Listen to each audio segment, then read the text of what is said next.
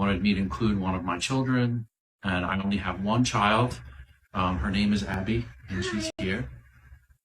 So you wanted some background? Like I dress like this every day. As soon as I get up at 4 a.m. Every morning. I go for a run, and then I run for about 12 miles. And then I come back. I make sure the house is all clean and tidy. I do all the dishes, and I wash. That's not true. It's not true. So I do all the dishes. I make sure the dogs are bathed, and that way, when my wife gets up, like everything is done. So I'm very diligent in that. Bye. No, Abby. That's not true. Abby, just for a minute, please. You can't lie to Abby, the they're kid. gonna see this, please.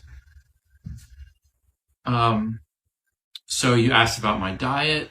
I only eat vegetables. There's no pizza. Come on, you eat chips and milk. Oh, come on, you eat sugar all the day. I don't eat egg sandwiches or iced tea. I'm total water and. Come on, you. No, please. If I do get water